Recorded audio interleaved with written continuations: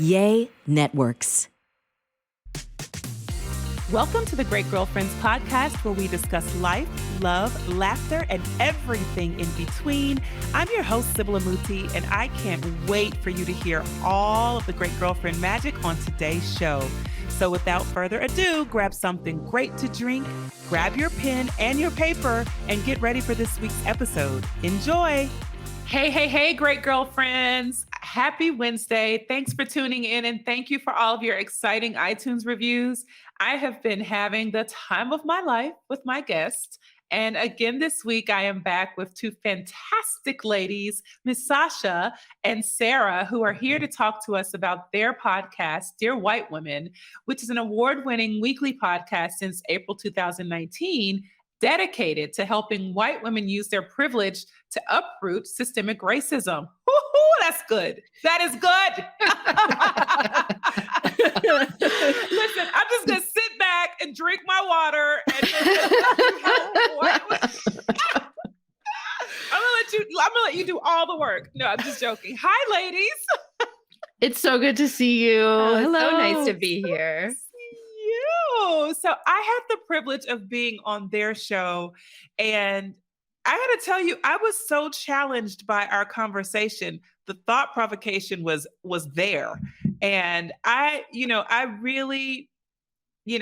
was so intrigued by the concept of our conversation and the message that we're putting out, and that you are intentional about putting out every week through your podcast, that I wanted to bring that same conversation over to the Great Girlfriends podcast. And I really want, us to just get candid about what you feel is missing from conversation and advocacy, your why behind creating such a strong and provocative conversation that really is striking nerves and also helping to uplift and ignite people, right? Because it is an uncomfortable conversation. Let's just keep it 100.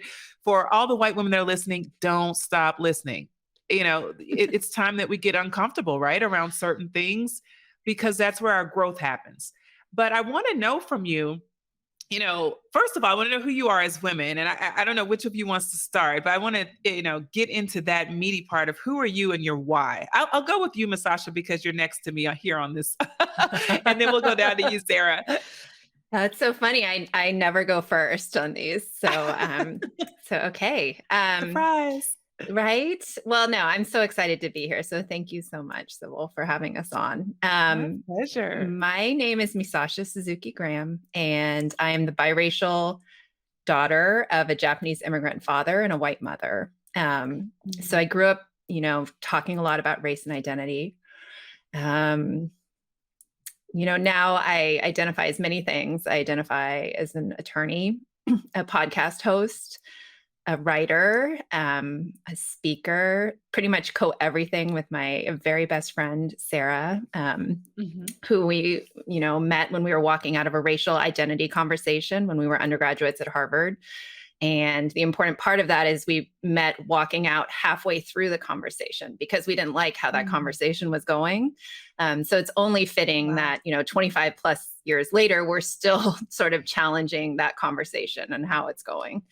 But I also identify as a wife, as a mother to two boys who are Black, Japanese, and white. And they are a large part of why I do this work in the way that I do it with Sara today. Welcome, Misasha. Sara. Thank you. I'm also biracial. My mom asked me recently to change it up and make sure that everybody knows that my parents actually met when they were in Japan and they fell in love. And then my parents got married. My dad was white and my mom is Japanese, and they moved over, and therefore my mom is a Japanese immigrant to this country. So she was a full adult before she made the choice to leave her home country, follow love, and build an entirely new life. And I love when Misasha shares that we've been doing this sort of challenging the system and the questions around identity for 25 years, because it makes sense of what we do. We live in different areas. Misasha's in the Bay Area. I'm in Denver. And you heard she's married to a Black man and has very mixed race kids. I'm married to a white Canadian man.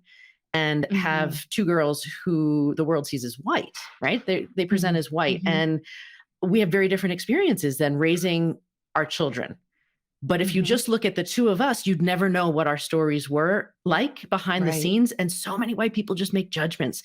You know, for us individually, they've always said, are you white or are you Japanese? You know, like what boxes are you in? But people often make assumptions about sort of people's stories without getting to know them. And so I don't want to sidetrack myself. I'm also, the other part of me that's important to know is that I am a life coach.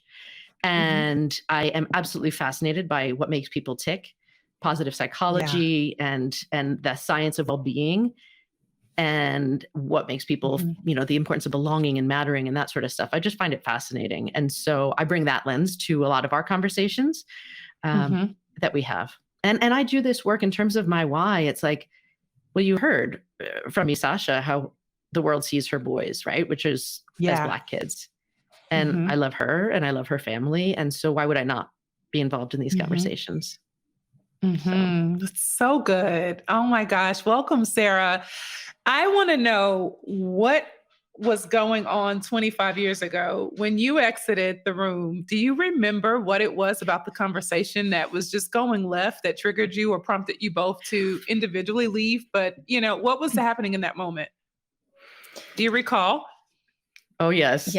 Yeah. Okay. And I think the backstory to this, right, is being biracial in the United States, like growing up, even on the census, right, you weren't allowed to mark multiple races, right? Up until 2000, you had to check the other box. And so being biracial in this country has always been a conversation around like who you are, like what Sara was saying, right? People try to fit you in a box and it's only one box ever. And so we were at this conversation, this meeting, which was for this group called the Half Asian People's Association, which was great because Sara and I, right?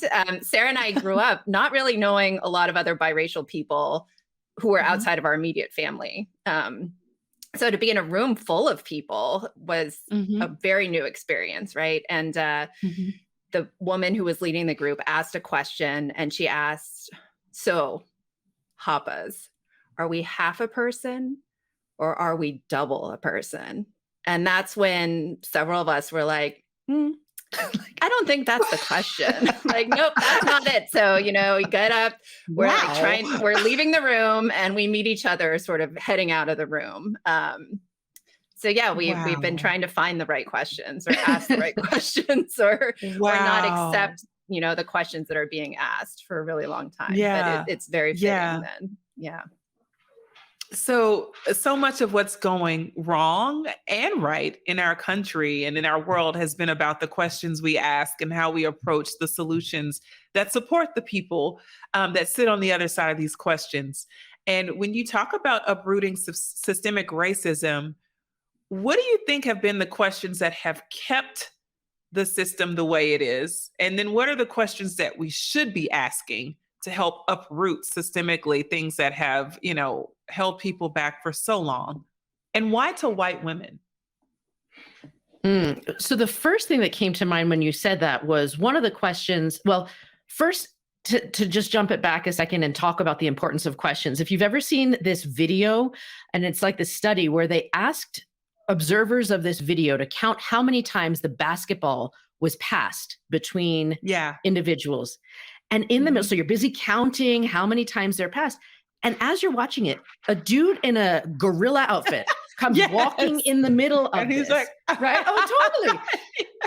And like a large percentage of people did not see that the gorilla was in the video because they were so focused on finding the answer to that question. And so I guess that is just to share, because I think when we ask the wrong questions or questions that may not be with this intentionality, you wind up focusing on very narrow solutions. And so in that context, I think one of the things that has held us back, has held white people back in particular, is I think this idea of what's in it for me.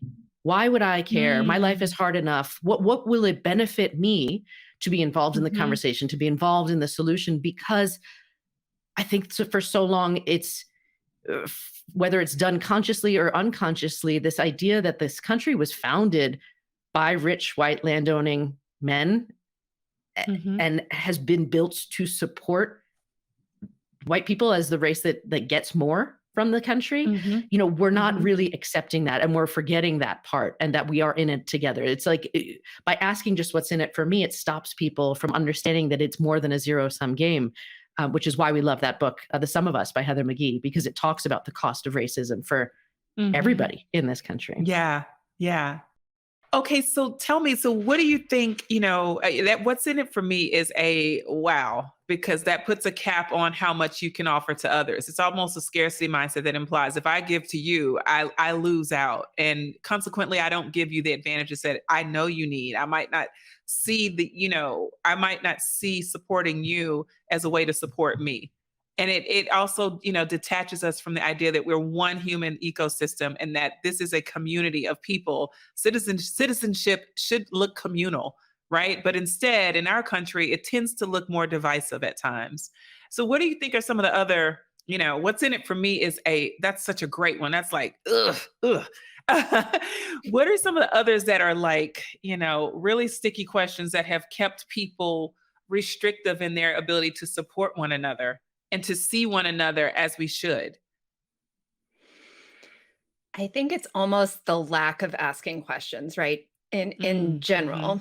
I don't even think it's one question at times. I think it's because for certain groups of people, and when it comes to race, white people in this country, right? You haven't had to ask a lot of questions because it's been pretty comfortable overall, right?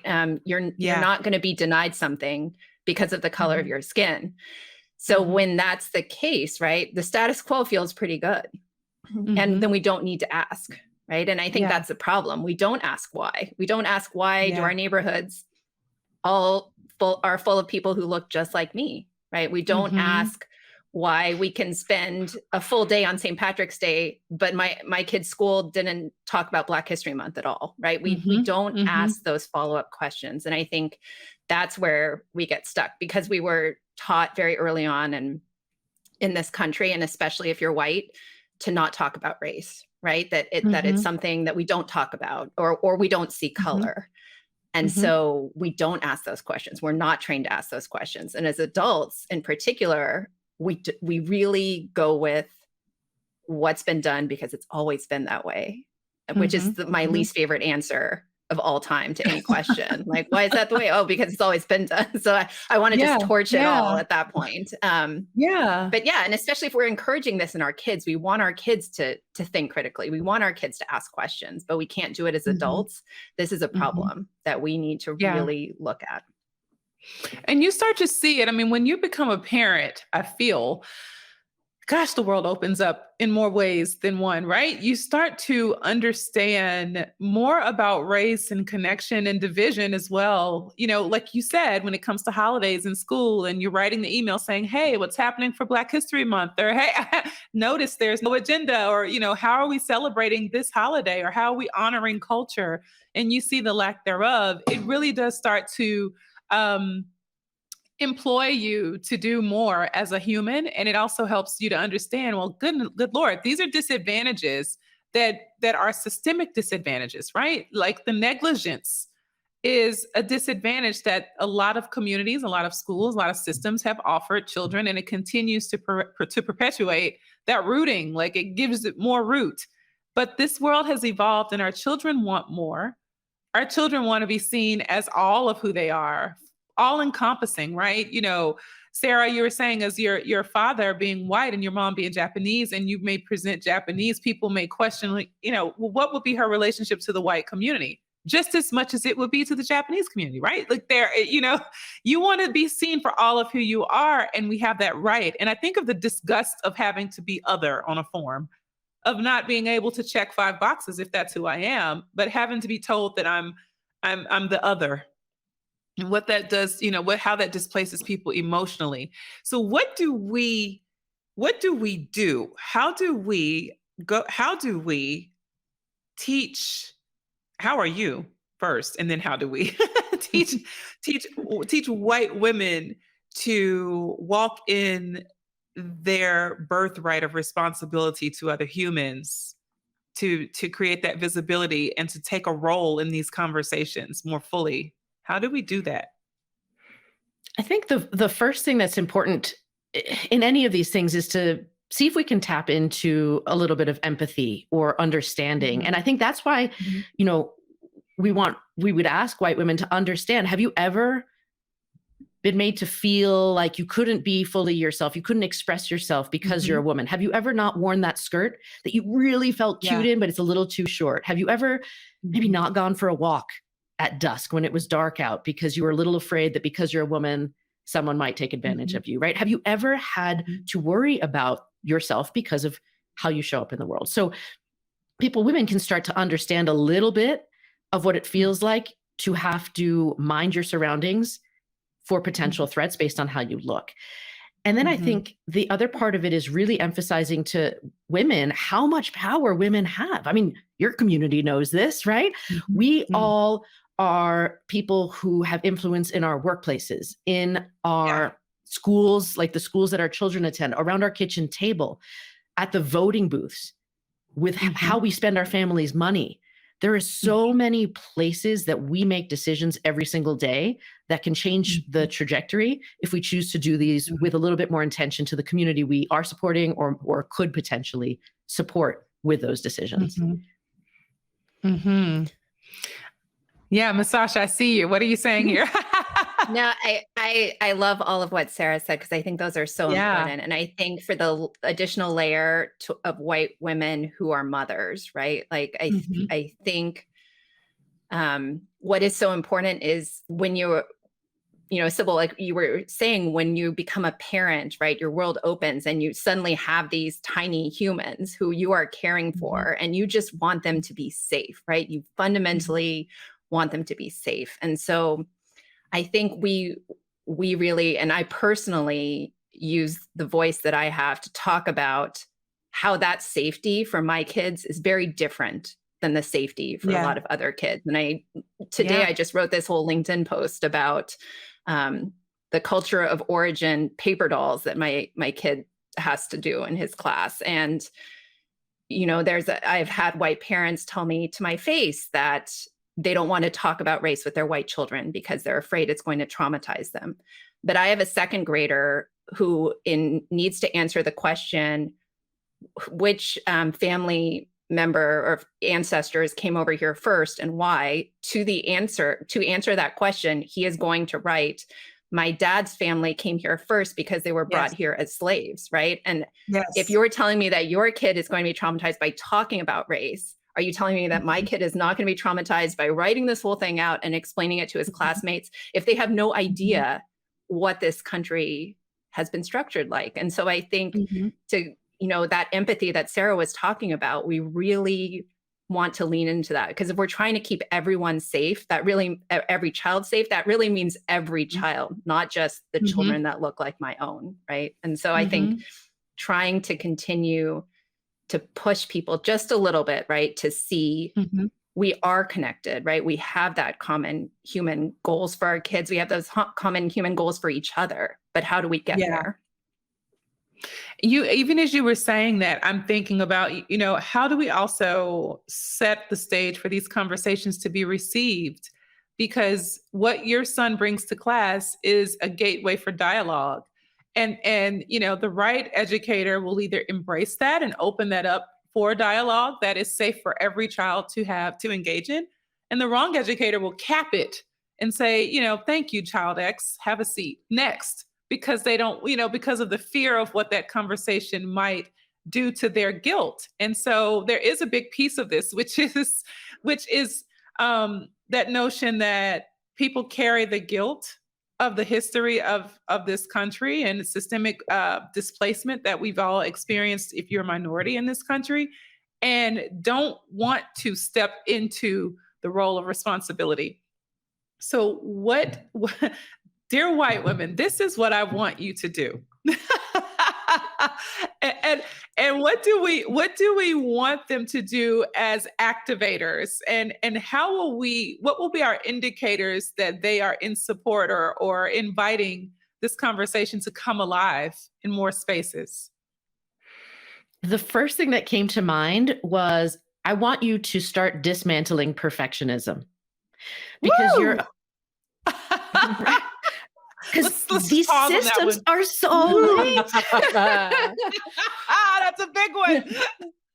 It's a Go, Sarah. pressure Go, that people put on themselves to be some unattainable, imaginary persona. You're not picturing an actual human being. And that same way that we're putting this pressure on ourselves to be different than human is the pressure we are probably spraying out to others, saying we expect you to be a certain way too.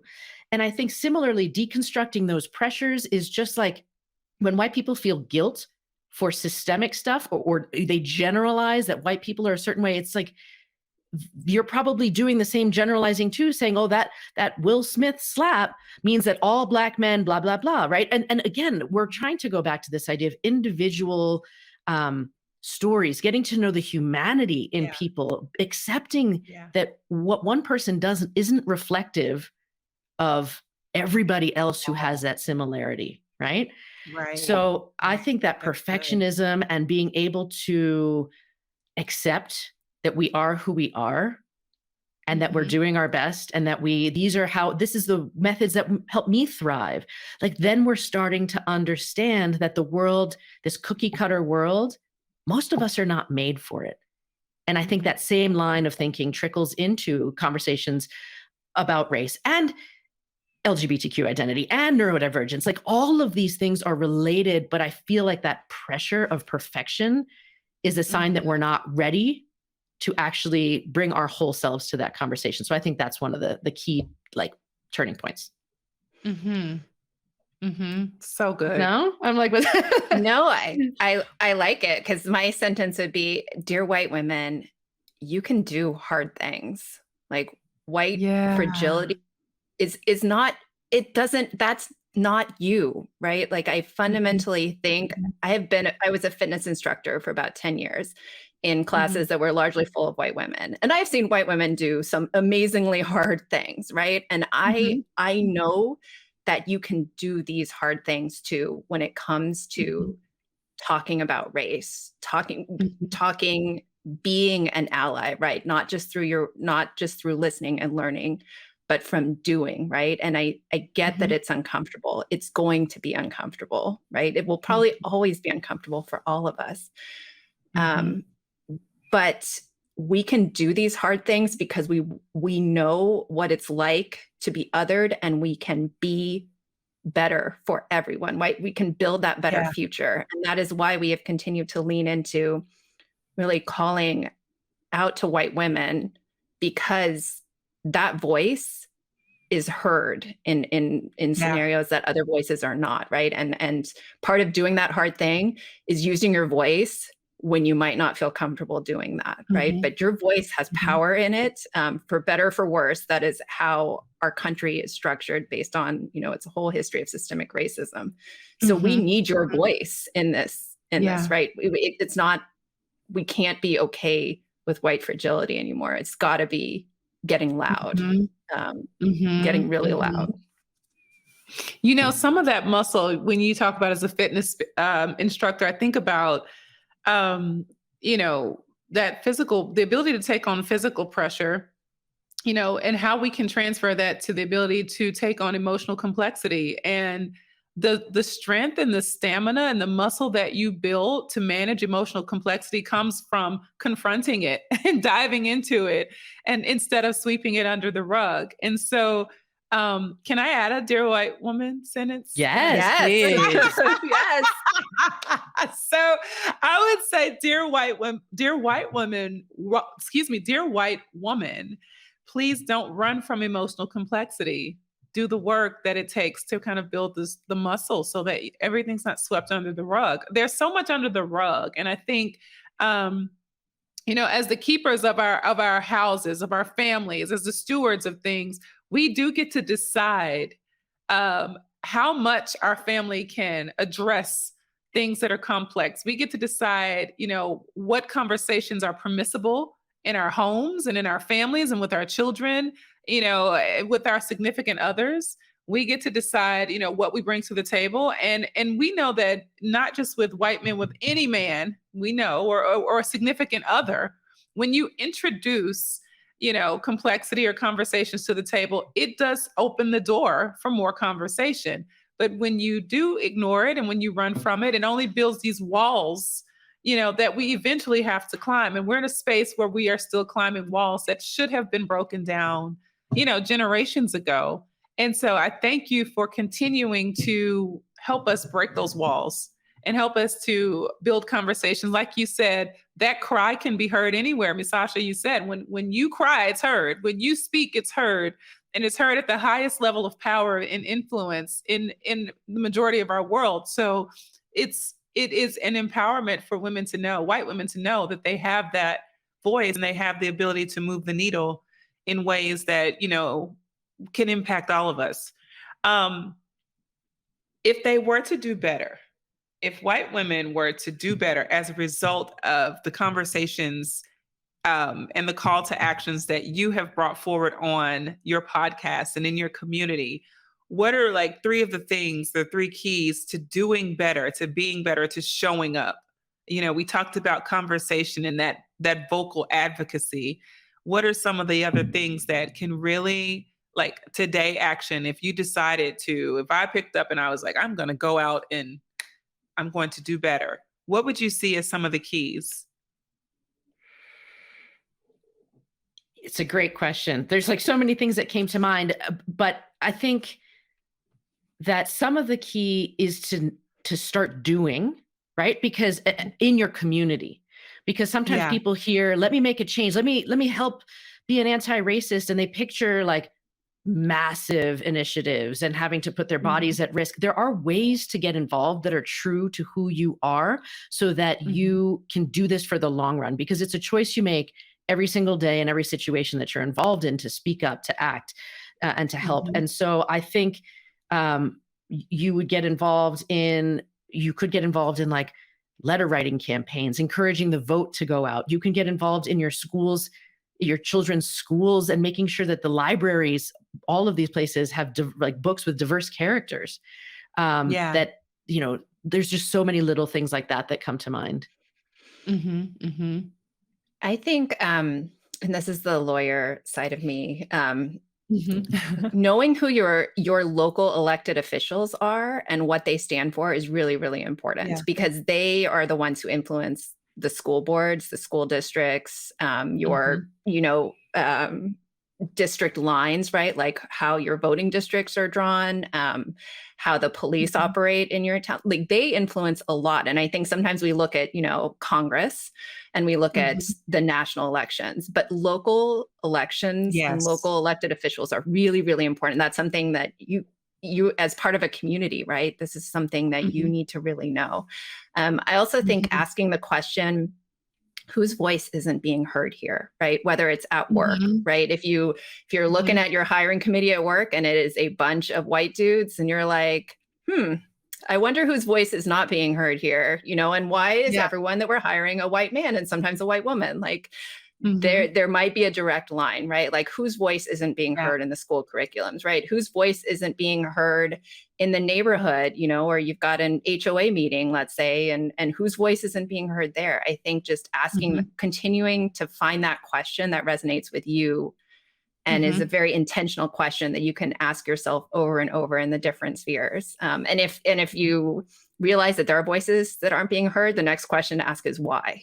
And then that following question is, well, what can I do about it? Right. And so I think that I love the question that you asked, because it does require that intentionality, but it is something that you can go out and literally open your door and do today.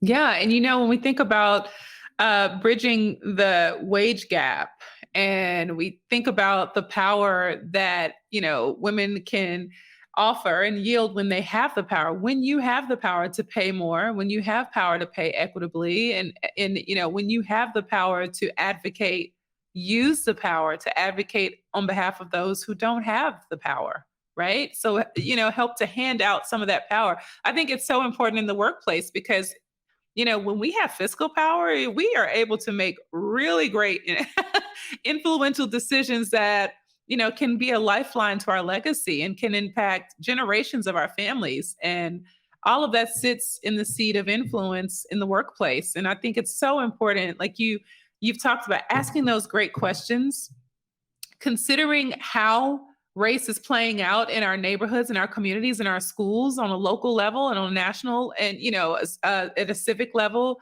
and knowing that we all play a part in it. I think so many times we think it's the next person's responsibility.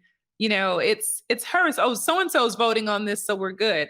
You don't know what your neighbor feels, how they vote, what they choose, we have no idea what happens after, people close their doors and after people go into their offices or make their choices. But we do know about our choices that we are in control of. And I love the idea that you're saying, use that power. You have the power, use it, and let the world see what your power can do. Right. And we're not going to stop until we see the needle moved on these things. So I really respect that. So what's the legacy here? What will be the legacy of the Dear White Women community, podcast, show? What do you see?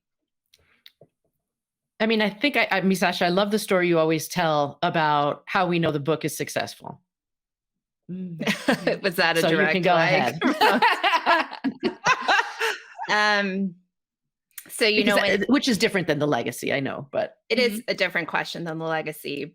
But I think this relates to sort of the success of our platform, right? Like, how do we feel if our platform is successful? And I have always said with regard to our book, but I feel this way about our podcast and our whole platform as well. If one person buys the book or, listens to the podcast, I guess, on an extreme, and changes their behavior based on the book, right? Changes something that they think, right, about the book, or has a conversation in which they change or someone else change. And that person who changes is at some point making a decision about whether one of my boys lives or dies, and makes a different decision based on our work or something that came out of our work, then it's a success, right? We go home, we're done. It's a success. Or any kid who looks like my boys, right? Or is similarly situated. I think that what we are about is not only having the conversations, but leading those conversations to action and real change. And because I've always said that, why do we write the book? For me, it's because I wanted to save my kids' lives and the lives of all those kids who look like them, right? And I want, in our legacy, going back to that question, our kids to know that we fought for them, right? We are fighting for them. We are fighting for all those other kids out there who look like them, who want this equitable world that, and I want my grandkids to not have to worry in the same way that I worry about my kids leaving our house and not coming back, right? I want my grandkids, not coming back because of the color of their skin, right? Simply because of that. I want my grandkids to not have those fears. I don't want anyone's grandkids to have those fears. And I think that's part of why we do this work. That's so good. That's so good. Okay. Where can the Great Girlfriends keep up with you? Where can they support and subscribe? And how can they add their voices to the work that you're doing? Thank you for the great question. All of our information lives at our website, dearwhitewwomen.com. Our podcast comes out every week, basically almost everywhere you can listen to podcasts, just not Spotify. So you can follow us there. We are active on Twitter at DWW Podcast and on Instagram at Dear White Women Podcast. And I think, there's ways to support. Mostly right now, we're really focused on helping more white women get to the table in these conversations and be invested and feel empowered to do this. So we're looking for people who have organizations, white affinity groups, anything like that, that can bring us in to continue to have these conversations. So maybe they can hear it from a face or a voice that they're willing to accept the message from. And so if anybody has connections like that and wants us to come in, that's the work that we're doing right now. And we'd love anybody's support in getting us there. That's good stuff. I'm so happy to reconvene with the both of you and continue to further these conversations. I love the energy that you bring to the platform. I love the safe space that you you intend to curate. You can feel it and see it in everything that you do. And and the legacy, like you said, is that, we're fighting for, our own children and the next generation and the next generation, and to move the needle on something essential that's mandatory for the health and safety of all humans. I think that that's the work that you're doing. So I just want to applaud you, tell you to keep your heads up, keep your crowns high, because it's not easy. It's not easy, but great girlfriends, any support that you can offer in voice and in research and relationships that help to support these conversations, let's make sure like we flood them in, because I think, we each know someone who could benefit and that we can help benefit through this community and through the platform. So thank you so much, Misasha and Sara, for being here with me today, jumping in on the great girlfriend side of things. Oh, one other question. I cannot believe I didn't ask this. I want to know, because it would just not even be me to leave this off, but I do want to know really quickly from one of you, like, how have your great girlfriends supported your movement? Oh, I love this question. That's a great question. Well, first, I think it's amazing that Misasha and I, best friends for 25 years, get to do this together, right? I don't know that I do this with anybody else who can see the whole, like you said, it's not easy work, right? And so I love that I get to do this with you, Misasha, with her. Oh, me too. We co-authored a book, and people sometimes can't even tell which parts were written by who. Like, I think having both the intellectual and emotional support from your best friends doing this work is just super powerful. And I think, Misasha, hopefully you'd agree with this. We have really great people, white women, who are willing to be our like guinea pigs, sort of like the people that we can ask, does this make sense? What would you think? And are willing to go there in the uncomfortable conversations. And so I think that's very valuable, that there are people who are willing to be vulnerable with us to help us continue to refine and the message and get the work done. I think we also have a great support network of non-white girlfriends too, who are definitely like, I know someone who needs your book, or I know someone whose company needs your book. And so it's been amazing. I think it's really, there's nothing like great girlfriends to back you when you're doing something and putting a lot of stuff out there. Right. So it's been really powerful. Yes. Good stuff. Good stuff. Okay. That was it. I promise. All right. Thank you both so much for being with me, Misasha and Sara. I appreciate you. Great girlfriends, please show them much love on social media and do support their movement and stay connected to the platform in every single way. Thank you. All right, great girlfriends. Did you enjoy this week's episode of the podcast? If so, would you please give us your amazing review on iTunes? Every single review helps another great girlfriend get plugged into the podcast and the community. Speaking of community, make sure you join our Facebook group at The Great Girlfriends. Follow us on Instagram at The Great Girlfriends and on Twitter at @the_greatGFS. I'm Sibylla Muti and I'm out. Peace.